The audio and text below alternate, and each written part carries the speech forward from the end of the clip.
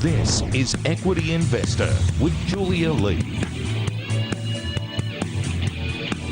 Welcome to the program. On tonight's show, a changing of the guard for the scandal hit CBA. Retail banking boss Matt Comyn named as the bank's new CEO. And the takeover tussle for AWE ramps up as Japan's Mitsui lobs a surprise bid for $600 million.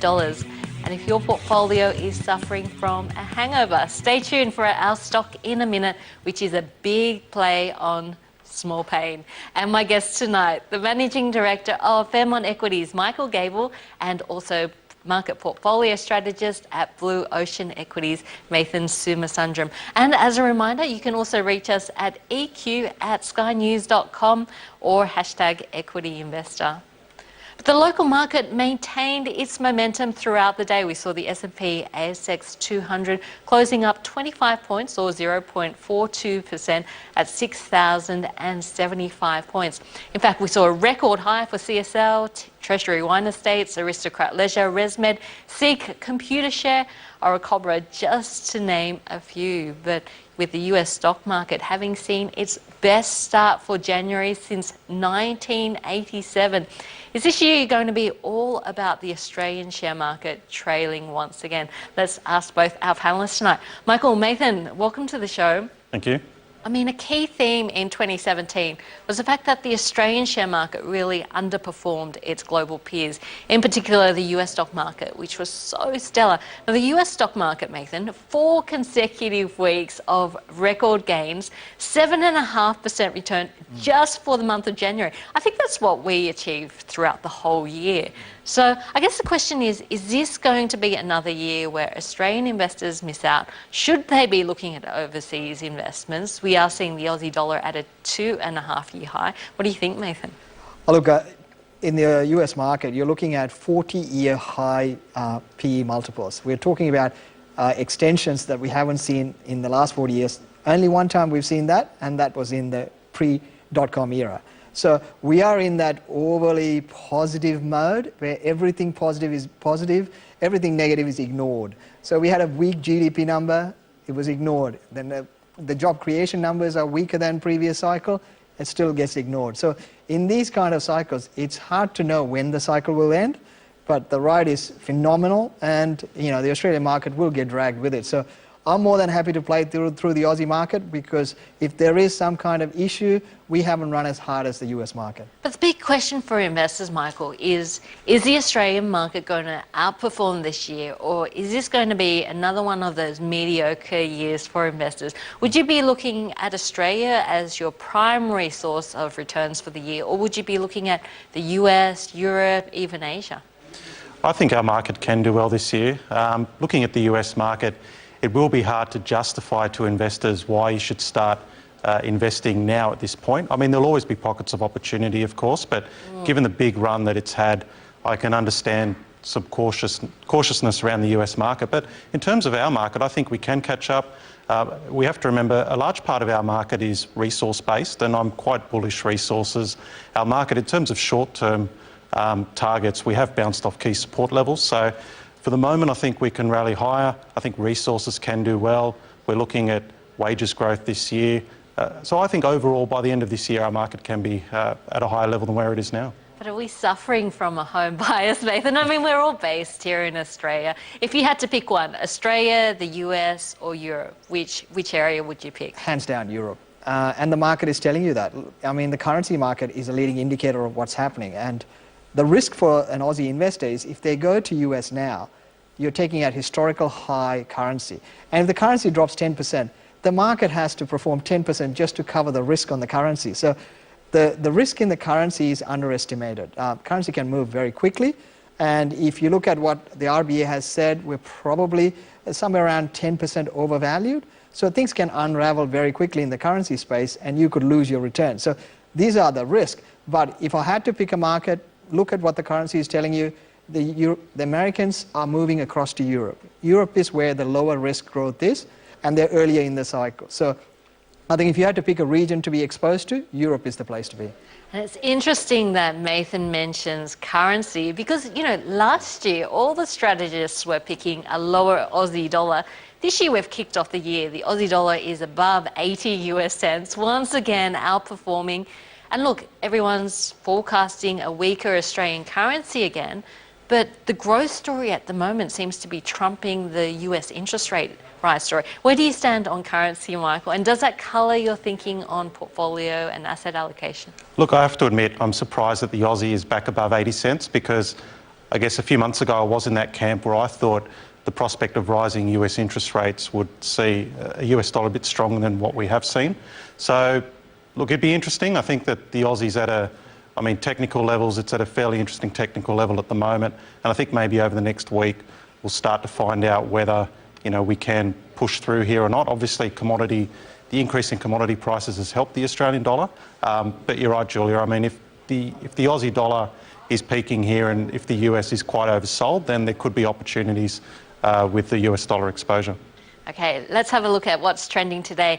A fourth week of record gains for Wall Street, Commonwealth Bank's new CEO and a takeover offer for AWE. We've also seen Iluka's impressive result. I mean, looking at some of those topics, did that colour your thinking around investing in any of these companies today? Michael, what do you think?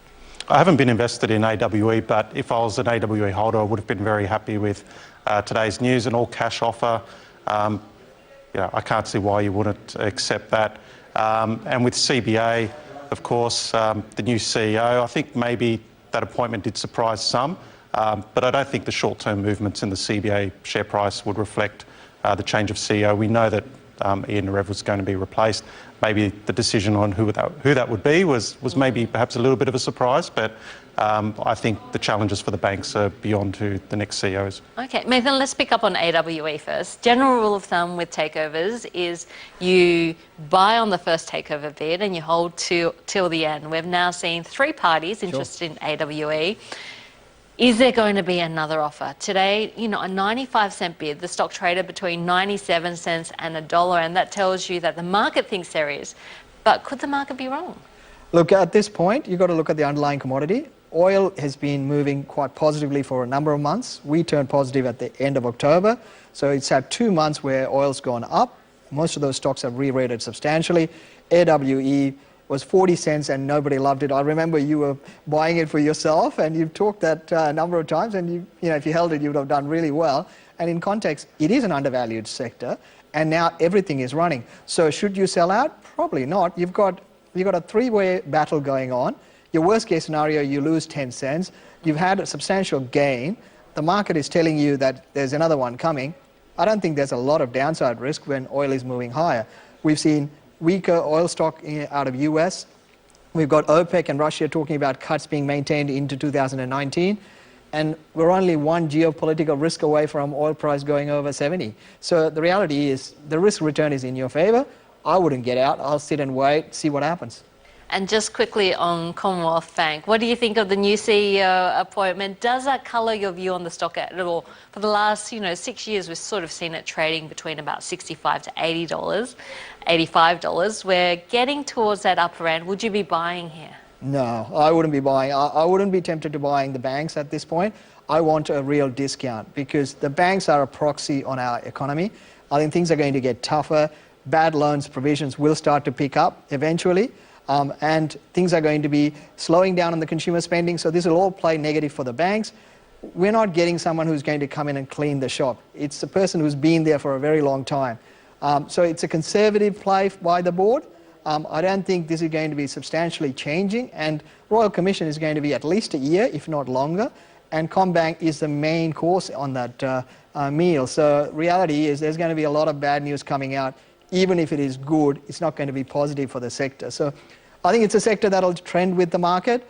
The biggest play for them is where the currency goes. So it's actually a reverse trade. If the currency runs up, even though the banks lose margin, because the global guys want exposure into Australia, the banks will benefit out of it. So the share price in the banks will probably go up with the currency. So you heard it here first. Nathan saying it's not a game changer for Commonwealth Bank. Commonwealth Bank all about the play on the economy, and of course it does look like housing growth rolling over here in Australia. It is time for an email from Jenny in Victoria. So let's have a look at this one. I've been a long-term holder of Mortgage Choice. It pays a great franked dividend. Thoughts on the medium term? I guess having a look at this space, and Mortgage Choice is the third large player in this franchisee model for mortgages. The other big listed one is Australian Finance Group, and that's up around about 22% over the past year. But as you can see from this chart, you know, Mortgage Choice, it's been a bumpy ride, but over that time it's been pretty flat. Growth rolling over. I mean, Nathan, I would have thought a stock like this is all about volumes and the value of the loans. What do you think about Mortgage Choice at this point in time? Well, just look at the clearance rate, and that's telling you things are going to slow down. I think it'll struggle, but if you look at it over a number of years, they tend to trade between a band. So I'm more than happy to buy it at the bottom end of the band. Right now it's a bit more optimistic, so I'll wait for it to come off. I think the smaller guys are probably going to be a lot more nimble and be able to do better than the bigger guys in this kind of tough market. It'll be a lot harder for the CommBanks and the Westpac to suddenly become competitive. And they've got other issues like Royal Commission. So for these guys, they can play around the edges, particular regions, and they can do well. So, and also they can take over a little other businesses and, you know, create scale as well. So in that context, I think it's not too bad. And again, it could end up being a target for someone else as well. So in that context, I think I would buy it at the bottom end of the trading range. That'll give me a bit more, I suppose, premium to play with in the future. But again, it's a risky sector. It's not one that I would want to play in. And talking about trading ranges, Michael, I know you like looking at the charts, and really for Mortgage Choice, it looks like the stock price bottomed in the first half of last year. And that's quite unusual because, you know, the troubles in the housing market and the focus on it has just been intensifying, and yet the share price has been improving. So would you be happy with this trend in the short to medium term, or a little bit more wary? Yeah, I would be wary. It's interesting in that I still would have expected it to do better for the prior few years, given the rise in mortgages. I had a look at the chart earlier. It is hitting some resistance here, so in that respect, I wouldn't be rushing into it.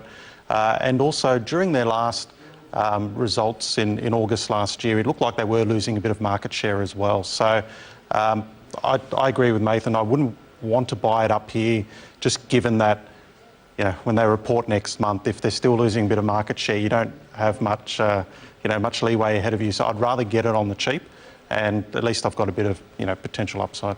So you know I like digging a little bit deeper. So putting you both on the spot here, if you don't like Mortgage Choice at these levels, looking at the space has been a lot of turbulence, whether it's McGrath, Domain, Fairfax, REA. Do you like any of them? What would be your pick if you had to pick one at the moment, Nathan? Look, I'll look at kind of the related field in the credit finance side. I think those stocks tend to do well in a tough economic environment when interest rates are going up, debts are cheaper to buy off the banks and make profit off. So you look at things like Credit Corp, which has been a phenomenally good business. They've got a growth story in the US going. So, all of these areas where interest rates are going up, there's going to be cheap debt for them to buy and profit off. And it is a sad way of looking at it, but they do really well with it. And historical trends suggest when they go into a results season, they tend to underpromise, overdeliver. So they always have a very good results season. So if I had to pick a stock with a related finance play, I would look at Credit Corp rather than mortgage finance. Oh, so that's a bit of a different take. I mean, Michael, we saw the turbulence for Domain and Fairfax last week, and already the gap has been filled. So looking at these stocks, we know that the market overdid it last week. Are you positive on any of these stocks? Look, I'd still remain cautious. I actually agree with Nathan. I really do like Credit Corp, but just for a point of difference, I'll come back to the big four banks, and Nathan touched on it'd be good to buy them at more distressed levels, and the way they're trading, I can see the big four banks getting cheaper, and we often do see a situation almost every year where the banks do get quite oversold, and I'm just waiting for that because they're one of the few stocks that you can almost pick up a falling knife and know that even if you get the low wrong by a few days or so, that often the buying does come back in when you see that dividend yield at 10%. Okay, so we're back to the banks now. Nathan was saying that, CBA's new CEO that's been appointed, Matt Comyn, doesn't change his view on CBA or probably any of the other banks. Michael, would you be buying the banks here, or what do you think of the banks outlook? I wouldn't be buying them right here.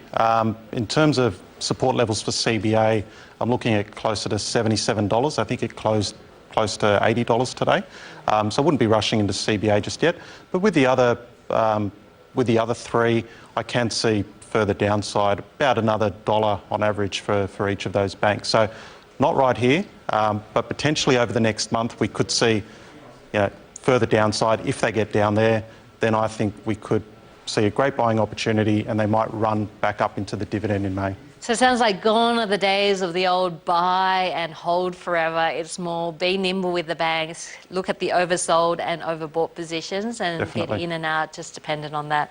Stay tuned for our stock in a minute. Janu Shri Jain from Bell Potter Securities up next with the details. You're watching Equity Investor on Sky News Business. Welcome back to the show. Time now for Stock in a Minute, and here's Janu Shri Jain, who's an analyst. She's the healthcare and biotech analyst at Bell Potter.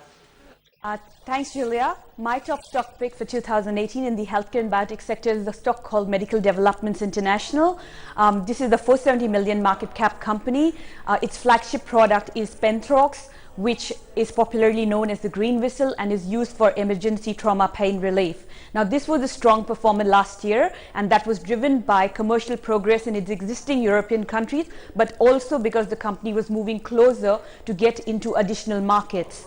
We also expect 2018 to be another strong year for the company, and this is going to be driven by the company expanding its global footprint for Penthrox and selling in more than 50 countries by 2018. They've already started the year with a bang. We just had 2 European countries approved just earlier this week, and we're expecting another 20 European countries to come online over the course of this year. Also, the next leg of the growth for this company is the US market. We expect the company to start on its regulatory pathway very shortly and get to the market in FY21.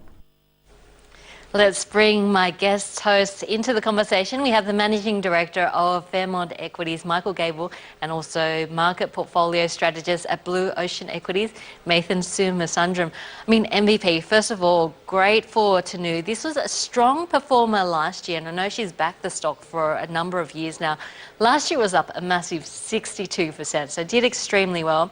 It's often known as a green whistle, and I've actually had some experience with the green whistle myself. I got hit by a stingray, and I was in so much pain, but you blow on this whistle and the pain just disappears. Look, the amazing thing about it, I think, is the potential for the US market. And of course, Donald Trump's been talking about the war on opiates. This is a non-addictive type of substance. So given that, do you like it, or has it run too far, too fast? Mathan, what do you think? Look, I think it's a great business. I've looked at it for a number of years. I actually know Tana quite well. I used to work with her. It is a really good business. It was undervalued substantially. And it is like one of those things where the market ignores something till the numbers come through and suddenly everyone's interested. And the stock ran, I think it was down to about $3.50 and it went up to about $7, I think, from memory. It's had a great run. But look, in the shorter term, you probably will see some profit taking because people are sitting there with decent profits in any kind of market worry, and you'll see some of these stocks that have run hard will see some profit taking. But I think over the next couple of years, I agree with Tano. I think there's substantial upside. I think the US growth story still plays out. I think that's just a side story for me. For me, overall, the product is very good. I've known a number of people, especially sporting people, who've had accidents where they used the product and they basically say this is probably one of the best things running around. And so I had a friend of mine broke his jaw and he couldn't feel a thing. And it's amazing how quickly it works. So I have no doubts it'll do well. The only thing is things will take time. Things always take a lot longer than what people think.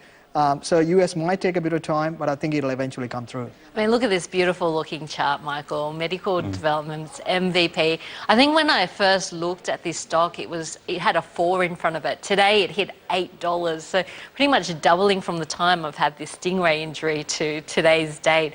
I guess the big question is, we've seen the share price running 62%. Yes, it's got double-digit growth ahead of it for many, many years, but has the market already priced it in? Would you be buying here?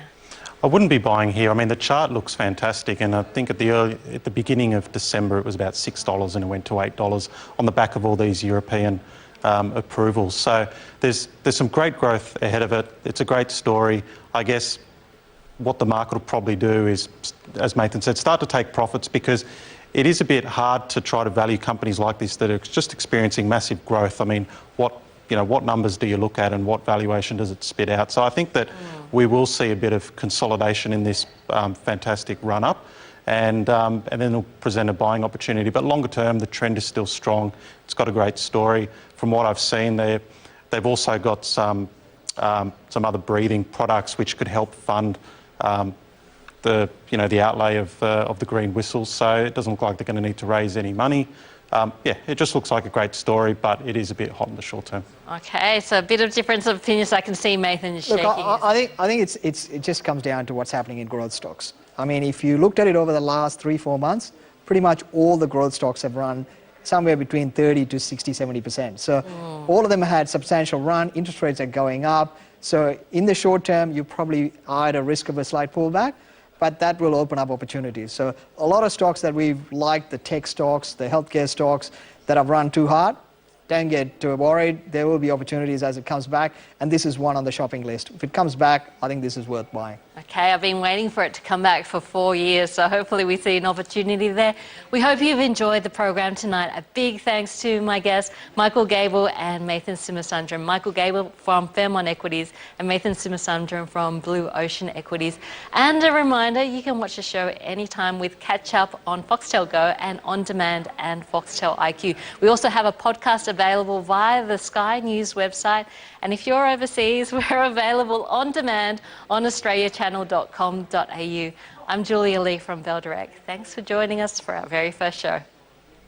Information presented on this program is general in nature. Viewers should seek their own professional advice before purchasing products or services. The producers of this program may receive a fee for commercial arrangements with companies featured in this programming.